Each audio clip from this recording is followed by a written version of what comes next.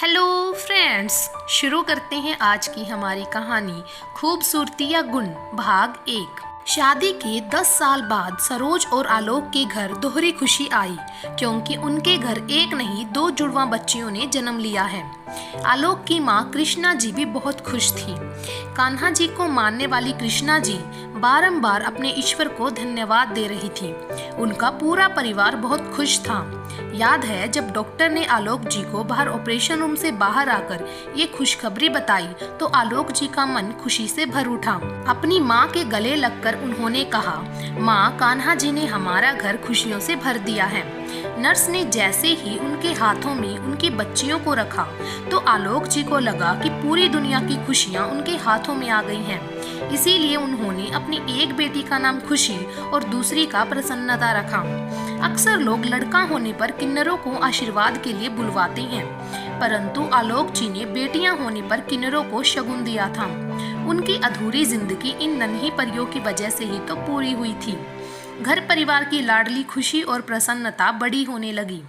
उनकी छोटी छोटी नादानियों पर सारा परिवार खुश हो जाता था। 5 साल की होने पर खुशी और प्रसन्नता के स्वभाव में अंतर दिखाई देने लगा।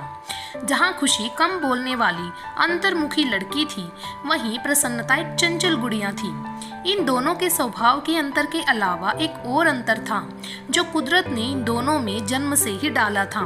वो ये था कि खुशी बेहद सुंदर नीली आंखों वाली गौर वर्ण युक्त लड़की थी, वहीं प्रसन्नता साधारण चेहरे मोहरे वाली साधारण सी लड़की थी। दादी माँ और आलोक जी अपनी दोनों बेटियों को बेहद प्यार करते हैं। बचपन में तो माँ को भी अपनी दोनों बच्चियाँ बेहद प्यारी थी। उन्हें अपनी दोनों बच्चियाँ एक समान सुंदर लगती थी, परंतु जैसे जैसे वो बड़ी होती गई, आसपास के लोग सभी रिश्तेदार यही कहने लगे, खुशी तो आपकी इतनी सुंदर है, इसके लिए तो आपको रिश्ते घर आ जाएंगे, परंतु आपकी प्रसन्नता के लिए आपको अपनी चप्पलें तक घिसानी पड़ेंगी।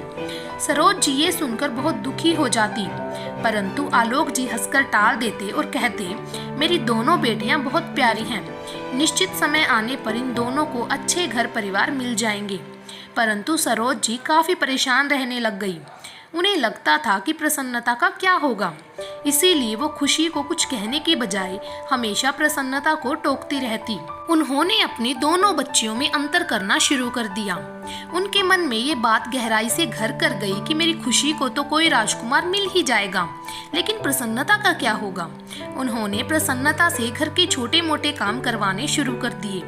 कई बार प्रसन्नता चिढ़कर कहती, माँ, खुशी को तो आप कुछ नहीं कहती, वो सारा दिन ऐसे ही बैठी रहती है, कभी कुछ नहीं करती।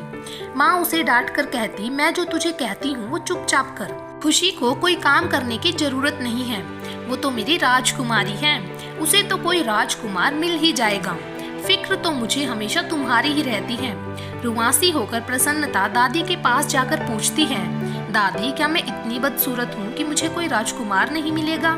माँ हमेशा मुझ में और खुशी में अंतर करती आ रही हैं। रोते रोते प्रसन्नता कहती है, आपको तो याद है ना दादी, खुशी को तो माँ उसकी पसंद के कपड़े दिलवा देती हैं, लेकिन जब मैं उन्हें अपनी पसंद के कपड़े मांगती हूँ तो कहती हैं, नहीं, ये रंग तुझ पर नहीं अच्छा लगेगा, खुशी पर ज्यादा सुंदर लगेगा। मेरी कोई गलती ना होने पर भी माँ मुझे डांटती है और खुशी की गलती होने पर भी माँ उसे कुछ नहीं कहती।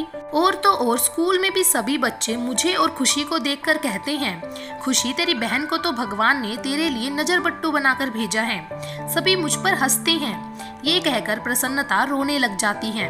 प्रसन्नता जब भी दुखी होती है तो अपनी दादी के पास ही आती है, क्योंकि उसे अपनी दादी से खास लगाव है। दादी प्रसन्नता को गले लगाकर चुप कर आती हैं और कहती हैं, सुन बेटी, तू इतनी दुखी मत हो, तेरी माँ और दुनिया के बाकी लोगों को नहीं पता कि तू कितनी सुंदर है। ये सब उन आंखों से नहीं देखते जिनसे मैं देखती हूँ। तेरी सुंदरता की चमक को ये लोग नहीं देख सकते। सुन लाडो, तू किसी की बात की फिक्र मत कर। मेरे कान्हा जी भी तो सांवले हैं, लेकिन आज भी उनसे ज्यादा सुंदर और कोई नहीं है। कान्हा जी तेरे साथ भी सब अच्छा करेंगे। दादी का प्यार और हमदर्दी पाकर प्रसन्नता फिर से पहले जैसी हो जाती है। सारा दिन इधर उधर की ढेर सारी बातें अपनी दादी से करती, माँ के साथ घर का सारा काम करवाती, अपनी बहन और पिता का भी बेहद ख्याल रखती। समय बीतने के साथ साथ दोनों बहनें बड़ी हो गई। स्कूल की पढ़ाई खत्म होने के साथ ही खुशी और प्रसन्नता के पिताजी ने उनका दाखिला शहर के सबसे बढ़िया कॉलेज में करवा दिया। दोनों बहनें कॉलेज जाने के लिए बहुत उत्सुक थी। जैसे ही वो पहले दिन कॉलेज पहुंची, कॉलेज में पढ़ने वाले लड़के लड़कियां उन दोनों की तरफ बहुत गौर से देख रहे थे। सब आपस में बातें कर रहे थे, अरे क्या ये दोनों सगी बहनें हैं? इन दोनों में तो बहुत फर्क है, एक चांद का टुकड़ा है तो दूसरी चांद पर दाग है। सब एक दूसरे से बातें करते करते उन दोनों की तरफ देखकर हंस भी रहे थे।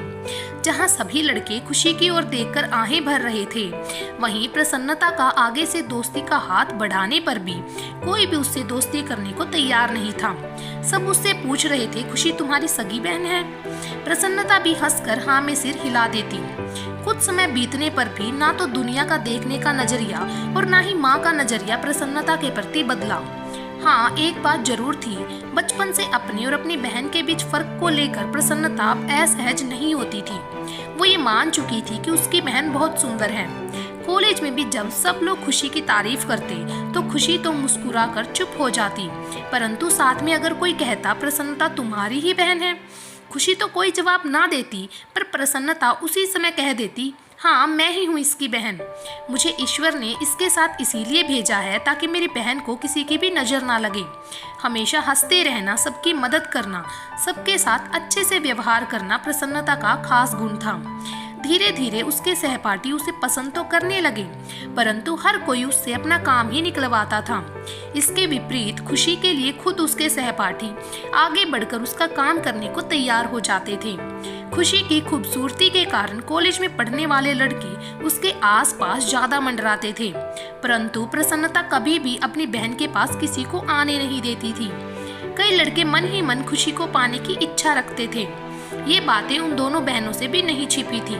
आज खुशी और प्रसन्नता के कॉलेज में उनकी फ्रेशर पार्टी है। दोनों बहनें पार्टी में जाने के लिए तैयार हो रही हैं। खुशी अपनी माँ के साथ जाकर एक बहुत सुंदर ड्रेस लाई है, जबकि माँ ने प्रसन्नता को कहा है तुम्हारे पास इतने कपड़े हैं, कोई भी डाल ले। दादी माँ जो सब देख रही होती है, माँ के जाने के बाद वो एक बहुत सुंदर साड़ी प्रसन्नता को देते हुए कहती है, बेटी आज तो अपनी पार्टी में ये साड़ी डालकर जाना। प्रसन्नता साड़ी को हाथ में लिए कहती है, पर दादी ये तो बहुत सुंदर साड़ी है, क्या ये मुझ पर अच्छी लगेगी?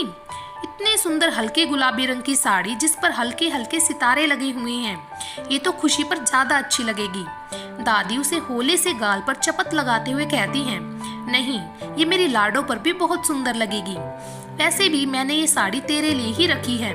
थोड़ी ही देर में दोनों पार्टी में जाने के लिए निकलती हैं। खुशी को देखकर तो उसकी माँ उसकी नजर उतारती है, उसके कान के पीछे काला टीका लगाकर कहती है, नजर ना लगे मेरी बच्ची को किसी की। प्रसन्नता जो चुपचाप अपनी माँ को देख रही होती है, माँ के पास आकर कहती है, माँ मैं कैसे लग रही हूँ? माँ उसकी तरफ देखकर कहती है, हाँ हाँ तू भी अच्छी लग रही है, बस खुशी का ख्याल रखना। तभी दादी आगे आकर खुशी और प्रसन्नता दोनों की नजर उतारती हैं और कहती हैं, मेरी दोनों बच्चियां बहुत सुंदर लग रही हैं। खुशी और प्रसन्नता जैसे ही कॉलेज पहुंचती हैं, जो कोई खुशी को देखता है उसकी नजर खुशी से हट ही नहीं रही थी। सफेद रंग के लिबास में खुशी एकदम परी जैसी लग रही थी। उसकी नीली आंखें और उसके लंबे बाल उसकी खूबसूरती पर चार चांद लगा रहे थे। कॉलेज की ओर से फ्रेशर पार्टी का सारा इंतजाम करने का जिम्मा कॉलेज के सीनियर क्लास के छात्रों को सौंपा गया है। मुख्य तौर से इस काम को करने का जिम्मा प्रिंसिपल ने आर्यन और उसके ग्रुप को दिया है। आर्यन इसी शहर के प्रतिष्ठित व्यापारी विजय ग्रोवर का बेटा है। आर्यन के पापा कॉलेज के ट्रस्टी भी हैं। आर्यन पढ़ाई में अच्छा होने के साथ साथ खेल कूद अन्य गतिविधियों में भी बढ़ चढ़कर हिस्सा लेने वाला बहुत हैंडसम लड़का है। कॉलेज की लड़कियां आर्यन पर फिदा हैं। हर लड़की के सपनों का वो राजकुमार है। उधर खुशी और प्रसन्नता अपनी सहेलियों के साथ बातें करती करती जैसे ही हॉल में प्रवेश करती हैं, उसी समय आर्यन भी हॉल में गुलाब के फूलों की टोकरी लिए अंदर आता है। वो तो इत्तेफाक से खुशी से टकरा जाता है। सारे फूल खुशी पर गिर जाते हैं। एकदम वो चिल्लाकर कहता है, तुम देखकर नहीं चल। और वो जैसे ही खुशी की ओर देखता है, आगे कुछ बोल ही नहीं पाता। खुशी धीमे से कहती है, मुझे माफ कीजिए, और उसके साथ फूल उठाने लग जाती है। वो एक एक फूल उठाकर आर्यन की टोकरी में डालने लग जाती है। आर्यन सिर्फ और सिर्फ उसकी आंखों में देखता रह जाता है। कुछ पलों के लिए जैसे उसके लिए समय वहीं ठहर जाता है। आसपास उसे कोई शोर नहीं सुनाई देता। वो तो सिर्फ खुशी में ही खोया हुआ है। इतने में प्रसन्नता आखिरी गुलाब का फूल उठाकर उसे देते हुए कहती है, ये लीजिए, आपके सारे फूल उठा दिए हैं। अब आप मेरी बहन को ताड़ना बंद कीजिए। खुशी, चलो यहाँ से। दोनों के जाने के बाद आर्यन होश में आता है। पार्टी का सारा काम करते करते उसकी आंखें खुशी की ओर ही रहती हैं। वो खुद नहीं समझ पाता कि उसके साथ ये क्या हो रहा है। पार्टी खत्म होने के बाद सभी अपने घर चले जाते हैं। आर्यन खुशी के ख्यालों में खोया गाड़ी चलाते हुए घर की ओर निकलता है। रास्ते भर उसके दोस्त उससे बातें करते रहते हैं, पर वो सिर्फ हाँ में ही जवाब देता है। सब दोस्तों को उनके घर छोड़कर आर्यन अपने घर पहुंचता है। वो सीधा अपने कमरे की तरफ जाने लगता है कि हाल में बैठे विजय जी अपने बेटे को आवाज लगाकर कहते हैं, वो हीरो कहाँ खोया है? मैं तो यहाँ अपने बेटे का इंतजार कर रहा था। कैसी रही तुम्हारी पार्टी? तुम्हारी की गई व्यवस्था ठीक तो थी? आर्यन एकदम होश में आता है और बड़े प्यार से कहता है, सॉरी पापा, मैंने आपको देखा नहीं। पार्टी बहुत बढ़िया थी, वो तो मैं जरा थक गया था, इसीलिए अपने कमरे में जा रहा था। तभी विजय जी हंसकर कहती हैं, अरे यार, तुम इतने से काम में थक गए? जब मैं तुम्हारी उम्र का था, दिन रात काम करने के बाद भी इतना नहीं थकता था। उसी समय आर्यन की मम्मी स्मिता जी हाल में आती हैं और कहती हैं, आप मेरे बेटे को तंग मत किया करो। सुबह से जल्दी उठकर अपने कॉलेज की पार्टी की तैयारियों में लगा हुआ था। बिना अपने पति की ओर देखे वो अपने बेटे के पास आती हैं और कहती हैं, सोनू, तुझे खाना तेरे कमरे में ही भिजवा देती हूँ, तू जाकर आराम कर ले। आर्यन को उसके माँ बाप प्यार से सोनू कहकर बुलाते हैं। आर्यन अपनी माँ के गले लगकर बोलता है, नहीं माँ, मैं खाना खाकर आया हूँ, बिल्कुल भूख नहीं है, बस थोड़ा आराम करना चाहता हूँ। माँ बड़े प्यार से आर्यन के सिर पर हाथ फेर कर कहती है, ठीक है बेटा, तू जाकर आराम कर। आर्यन अपने कमरे में चला जाता है। विजय जी अपनी श्रीमती जी को चिढ़ाते हुए कहते हैं, इतने प्यार से कभी आपने हमें तो खाने के लिए नहीं कहा। हर माँ अपने बेटे से यही क्यों पूछती है कि बेटा तूने खाना खाया या नहीं? स्मिता जी हंसकर कहती हैं, नहीं जी, आपको तो मैंने भूखा ही रखा है। क्या करूं, इकलौता बेटा है, जरा सा भी परेशान होता है तो मैं असहज हो जाती हूँ। विजय जी अपनी पत्नी की हाँ में हाँ मिलाकर कहती हैं, तुम ठीक कह रही हो, ये सब शान और शौकत आर्यन के लिए ही तो है। मैं दिन रात अगर अपने व्यापार में इतनी मेहनत करता हूँ तो अपने लाडले के लिए ही तो करता हूँ। तुम माँ हो कह देती हूँ, परंतु इसके चेहरे की उदासी मुझसे भी बर्दाश्त नहीं होती। दोनों पति पत्नी एक दूसरे की आंखों में आई नमी को देखकर बात पलटते हुए कहती हैं, चलो हम खाना खाते हैं, शायद सच में थका होगा, सुबह बात करेंगे उससे। आर्यन अपने कमरे में पहुंचकर अपना म्यूजिक सिस्टम चलाता है। आर्यन की आदत है, जब भी वो घर आता है सबसे पहले अपने कमरे में जाकर गाने जरूर सुनता है। मुंह हाथ धोने वो बाथरूम जाता है, तभी गाना बजने लगता है। बालों को पोंछते पोंछते आर्यन बाहर आता है तो एकदम से बिस्तर पर बैठकर उसी दृश्य में खो जाता है जो कॉलेज में आज उसके साथ हुआ था। बार बार उसे खुशी का चेहरा दिखाई देता है, उसकी कातिलाना नीली आंखें जो अभी तक उसका पीछा नहीं छोड़ रही थी। उसे समझ नहीं आ रहा था कि ये उसके साथ क्या हो रहा है। तभी दूध का ग्लास लेकर आर्यन की माँ कमरे में आती है। दूध थमाते हुए वो अपने बेटे को कहती हैं, क्या हुआ, आज मेरा बेटा कहीं खोया हुआ है? बता दो क्या बात है? आर्यन दूध पीते हुए आंखें चुराते हुए कहता है, ऐसी कोई बात नहीं है माँ, थका हुआ हूँ और कुछ भी नहीं। माँ भी हंसकर कहती है, चल ठीक है, दूध पीकर सो जाना। उधर खुशी और प्रसन्नता भी जब घर पहुँचती हैं तो खुशी सीधा अपने कमरे में चली जाती है। खुशी की माँ खुशी के पीछे पीछे जाती है और पूछती है, कैसी रही तुम्हारी पार्टी? तुमने अच्छे से खाना तो खाया था? खुशी कहती है, माँ खाना खा लिया था और पार्टी भी बहुत अच्छी थी, थक चुकी हूँ, अब सोना चाहती हूँ। माँ प्यार से पुचकारते हुए कहती हैं, लाडो तू सो जा, वरना तेरी आंखों के नीचे काले घेरे आ जाएंगे। मैं प्रसन्नता से कहती हूँ वो तुझे बादाम वाला दूध दे जाएगी। बाहर आते ही माँ प्रसन्नता को आवाज लगाते हुए कहती है, प्रसन्नता खुशी को बादाम वाला दूध दे आना, और हाँ सारी रसोई भी समेट देना, मैं अपने कमरे में जा रही हूँ। प्रसन्नता जो कि अपने कपड़े बदलकर बाहर आती है, ठीक है कहकर अपना काम करने लग जाती है। रसोई का काम खत्म करके जब वो खुशी के लिए दूध लेकर जाती है तो देखती है कि खुशी सो रही है। उसे देखकर वो सोचती है, सचमुच ये कितनी सुंदर है, एकदम परी जैसी लग रही है। काश मैं भी इतनी सुंदर होती, फिर माँ भी मेरा इसी तरह ख्याल रखती। फिर अपना सिर झटक कर वो बाहर आती है। खुद वो दूध पीकर सोने चली जाती है। सुबह उठकर वो दोनों कॉलेज जाने के लिए तैयार होती हैं। माँ अपने हाथों से निवाला तोड़कर खुशी को खिलाती हैं। खुशी बार बार कहती है, बस माँ और नहीं। माँ प्यार और मनुहार से उसे जबरदस्ती खिलाती हैं। प्रसन्नता खुद खाना खाते हुए देखती है और सोचती है, काश कभी माँ ने मुझे भी इतने प्यार से खिलाया होता। अगर मैं खुशी जितनी सुंदर नहीं हूँ तो इसमें मेरा क्या कसूर है। तभी दादी उसके सिर पर हाथ फेरकर कहती है, लाडो तूने बताया नहीं, कल तुम्हारे कॉलेज में कैसा रहा तुम्हारा दिन। मैं कल जल्दी सो गई, मेरी प्रसन्नता तो मुझे बताने भी नहीं आई। प्रसन्नता एकदम दादी की ओर मुड़कर बड़ी उत्सुकता से पार्टी के बारे में दादी को बताने लग जाती है। दादी पार्टी बहुत अच्छी थी, सभी मेरी साड़ी की तारीफ कर रहे थे। दादी खुश होकर उसकी बातें सुन रही होती हैं। तभी माँ खुशी से पूछती है, तुमने कल रात दूध तो पी लिया था ना। खुशी कहती है, नहीं माँ, मैं शायद सो गई थी। माँ गुस्से से प्रसन्नता की ओर देखकर कहती हैं, क्यों री, मैंने तुझसे कहा था ना खुशी को दूध देने के लिए। प्रसन्नता कहती है, माँ मैं दूध लेकर गई थी परंतु ये सो चुकी थी तो दूध मैंने पी लिया। माँ गुस्से से बोलती है, दूध की जरूरत तुमसे ज्यादा खुशी को है, तुम चाह कर भी कुछ भी खा पी लो ऐसी ही दिखोगी। मैं नहीं चाहती खुशी की सुंदरता में कभी कोई कमी आए। प्रसन्नता ये सब सुनकर रोने लग जाती है। तभी दादी बीच में टोकते हुए कहती हैं, बस कर सरोज, प्रसन्नता भी तुम्हारी बेटी है, क्या हो गया अगर उसने वो दूध पी लिया। कोई भी बात हो तुम उसके रंग रूप पर उंगली क्यों उठाती हो। कभी अपनी आंखों से सुंदरता का चश्मा उतार कर देख, तेरी ये बेटी भी बहुत सुंदर है। सूरत को सराहने वाले इसकी सीरत को नहीं पहचान रहे।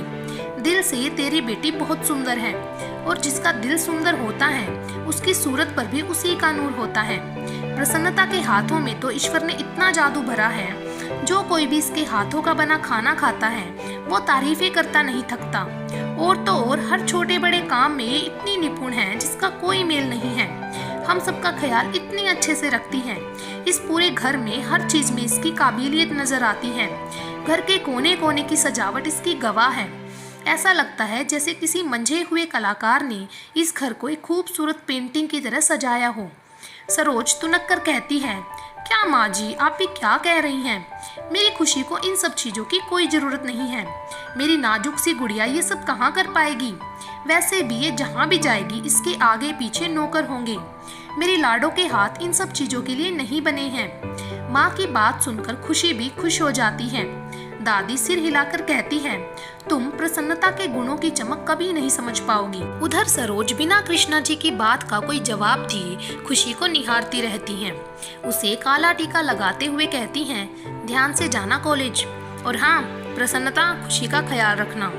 दूसरी ओर आर्यन घर से कॉलेज जाने के लिए तैयार होता है। जैसे ही वो गाड़ी की चाबी उठाता है, आर्यन की माँ अपने बेटे से कहती है, आज इतनी जल्दी में क्यों हो तुम, नाश्ता तो करते जाओ। आर्यन चाबी उठाते हुए कहता है, माँ कैंटीन से कुछ खा लूंगा, आज कॉलेज में मुझे जरूरी काम है। इतना कहकर वो कॉलेज के लिए जल्दी निकल जाता है। आज वो बहुत खुश है। गुनगुनाता हुआ वो कॉलेज पहुंचता है। इंतजार तो उसे बस एक नज़र खुशी को देखने का है। कॉलेज के कॉरिडोर में वो खड़ा होकर अपने दोस्तों से बातें करने में मग्न है, परंतु उसकी आंखें तो किसी खास का इंतजार कर रही हैं। दिल है कि बार बार उछल रहा है कि वो एक बार फिर से नजर आ जाए। आर्यन का दोस्त राहुल आर्यन को बेसब्री से किसी की प्रतीक्षा करते देखकर कहता है, क्या बात है यार, आज तू कहीं खोया हुआ है, किसको ढूंढ रहा है, बता तो मैं तेरी मदद कर देता हूँ। आर्यन एकदम से सकपका जाता है और कहता है, नहीं यार ऐसे ही किसी को नहीं ढूंढ रहा, वैसे ही इधर उधर देख रहा हूँ। राहुल कहता है, अच्छा चल क्लास चलते हैं फिर। आर्यन कहता है, तू जा, मैं थोड़ी देर में आता हूँ। सब दोस्तों के जाने के बाद आर्यन कॉरिडोर में चहलकदमी करने लग जाता है। तभी उसे ऐसा लगता है कोई जानी पहचानी खुशबू से छूकर उसके पास से गुजर गई है। जैसे ही वो पलटकर देखता है तो देखता रह जाता है, ये तो वही कल वाली लड़की है जिस पर उसके फूल गिरे थे। ठंडी आह भरकर सोचता है, हे ईश्वर, आपने इतना हसीन चेहरा बनाया है कि अच्छा भला इंसान इसे देखकर अपने होश खो दे। खुद को संभालते हुए वो तेजी से आगे जाकर खुशी और प्रसन्नता के बिल्कुल आगे आ जाता है। खुशी के आगे अपना हाथ बढ़ाते हुए कहता है, हेलो, मैं आर्यन फाइनल ईयर का विद्यार्थी हूँ। कल मैं आपसे माफ़ी नहीं मांग पाया। दरअसल गलती मेरी ही थी। मैं ही बिना देखे आपसे टकरा गया था। I am sorry. खुशी आर्यन को अभी देख ही रही होती है कि प्रसन्नता बोल पड़ती है, सुनो मिस्टर, ये तरीके किसी और के लिए आजमाना। यहाँ सब लड़के किसी न किसी तरीके मेरी बहन से बात करना चाहते हैं। चलो खुशी, क्लास में चलते हैं। तभी आर्यन प्रसन्नता को रोकते हुए कहता है, सुनिए, ऐसी बात नहीं है। मैं माफ़ी दिल से मांग रहा हूँ, ना कि किसी बहाने से। अलबत्ता मैं आपसे भी माफ़ी चाहता हूँ कि मैंने अपनी गलती के लिए बेवजह आपकी बहन को कुछ कहा। प्रसन्नता आर्यन की आंखों में मासूमियत देखकर कुछ पलों के लिए पिघल जाती है, फिर अपने आप को संयत कर कर कहती है, ठीक है, हमने आपको माफ़ कर दिया। जैसे ही कहकर वो आगे बढ़ती है, तभी आर्यन कहता है, अगर सच में आपने मुझे माफ़ कर दिया है तो आज से आप मुझे अपना दोस्त समझ सकती हैं। ये कहकर वो अपनी क्लास में चला जाता है। उधर दोनों बहनें भी अपनी क्लास में व्यस्त हो जाती हैं। खुशी के लिए ये सब कोई नई बात नहीं थी। हर कोई उसकी ओर आकर्षित हो जाता था, परंतु हर बार प्रसन्नता उसके आगे आ जाती थी। एक तरह से वो अपनी बहन का सुरक्षा कवच थी। वैसे भी उनकी माँ ने खुशी के मन में ये डाल रखा था कि कोई भी लड़का मेरी खुशी की ओर खींचा चला आएगा। इसीलिए खुशी भी इन सब की तरफ कम ध्यान देती थी। उसे अंदर ही अंदर इस बात का अभिमान था कि वो जिसे चाहेगी वही उसे मिल जाएगा। अब तो ये हर रोज का ही काम हो गया था। हर रोज सुबह आर्यन कॉलेज के गेट के पास खुशी और प्रसन्नता को मिलता था। हाय हेलो से बात शुरू हो गई। धीरे धीरे आर्यन ने खुशी के करीब जाने के लिए प्रसन्नता से दोस्ती बढ़ानी शुरू कर दी, क्योंकि वो बहुत अच्छे से समझ चुका था कि अगर खुशी को अपनी जिंदगी में लाना है तो उसे पहले प्रसन्नता को अपना दोस्त बनाना पड़ेगा। इसीलिए वो यदा कदा प्रसन्नता की मदद करने लगा। अगर कभी कोई मजाक से भी प्रसन्नता के बारे में कुछ कहता तो उसी समय उसका पक्ष ले लेता और कहता, इंसान को उसकी सूरत से नहीं सीरत से पहचानना चाहिए। समय बीतने के साथ साथ खुशी और प्रसन्नता आर्यन की अच्छी दोस्त बन गई थी। खुशी अपने स्वभाव के अनुरूप कम बोलती थी। फिर एक दिन आज की कहानी यहीं पर समाप्त करते हैं। बाकी की कहानी आपको मिलेगी भाग नंबर 2 में। तब तक के लिए अगर वीडियो पसंद आई है तो वीडियो को लाइक करें, शेयर करें और चैनल ढेर सारी कहानियाँ को सब्सक्राइब कर लें। Thank you.